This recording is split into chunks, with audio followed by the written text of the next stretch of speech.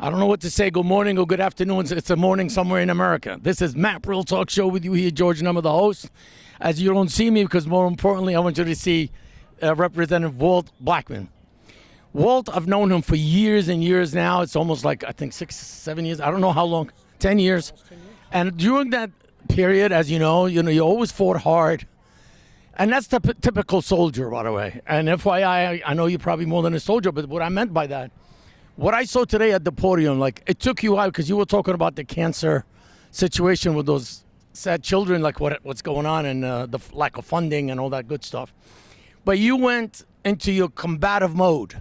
Yeah, I did. Can you explain that? I know this is not part of the interview, but just to show character, and it shows how much of a battle you put out for regular folks, for your constituents, and as well as for the state of Arizona. Can you elaborate, sir? Yeah, absolutely. So in Arizona today, we have at least 1,000+ children that have come under some type of cancer.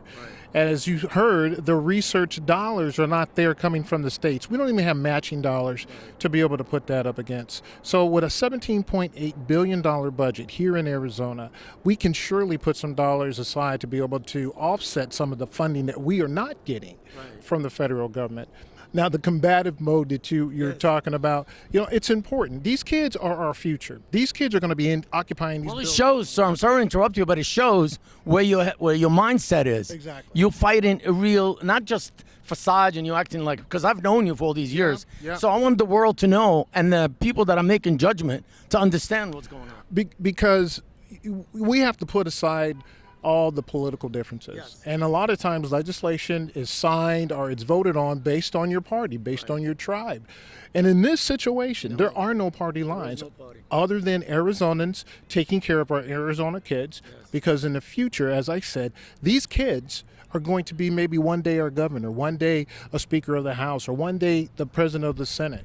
And if we don't put the money towards these kids that desperately need it, then we are going to miss out on a wealth of resources from our kids. And more importantly, it's to save lives. It's to make sure that we remember why we're up here. And we're not just up here to get reelected. We're not just up here to put tweets out or clickbait. We are up here to do a job.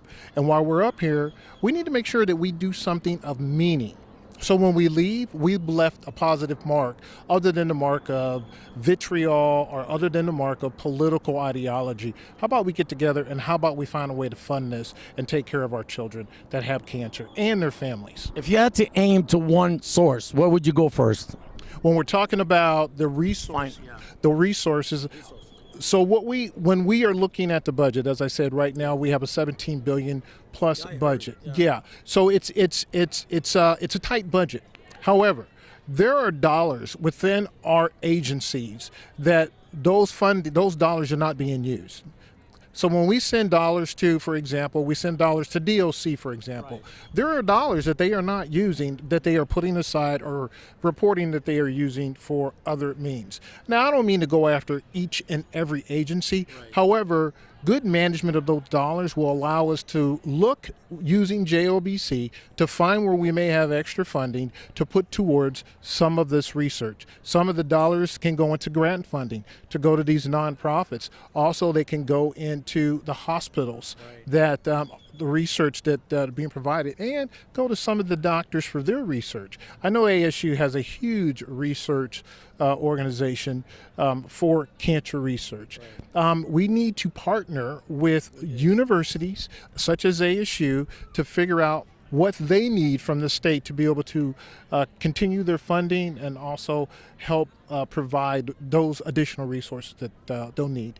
Well, I don't want to take much of your time, because I know you're running for your constituents and you're going to do some good work. Yes, I know you got caucus. And that's why I want to thank you from the bottom of my heart for taking the time, because I took you out of your mode you were going, and I stopped you. And I just want people to know how important it is for you to talk to your constituents as well. Thank you, sir. We appreciate you here at the Capitol, as you know, at the House.